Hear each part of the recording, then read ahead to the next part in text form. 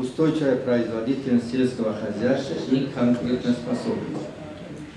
В основном проекте охватывает непосредственное содействие аграрной реформе, проводимой в Таджикистане,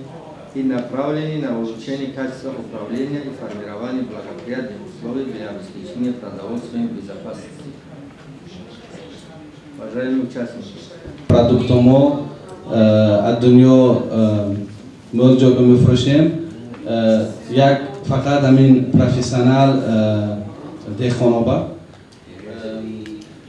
دهخانوبا فروختن بعدین مول مارکتینگ چین میگیم حاضر همین ارتباط سبزیجاتی میفروختگی فیرما که هم ملاقات میکنیم سوپرمارکت که ملاقات میکنیم فرمرها با یاردم دادن برای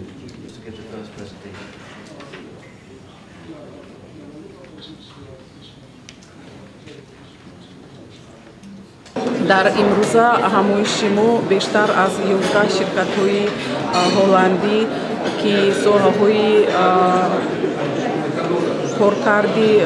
маҳсулотҳои хоҷагии қишлоқ, чорводорӣ, тухми парварӣ, паррандапарварӣ ва ғайраро пешниҳод менамуданд. ва аз ин лиҳоз палатаи савдо ва саноати ҷумҳурии Тоҷикистон соҳаҳои доираҳои соҳибкорони ки дар соҳаи хоҷагии қишлоқ кор ва фаъолият мекунанд ва ё ин ки мехоҳанд дар ояндаи наздик чунин корхонаҳои муштаракро бунёд намоянд, мо таклиф намудем ва фикр мекунам ки пас аз гузарондани чунин ҳамоиши якуми Ҳолландия Тоҷикистон чандин созишномаҳо мумкин ба имзо расанд ва ҷонибҳо тавонанд ки созишномаҳои ҳамкории чӣ дарозмуҳлат ва кӯтоҳмуҳлатро ба имзо хоҳанд расонд.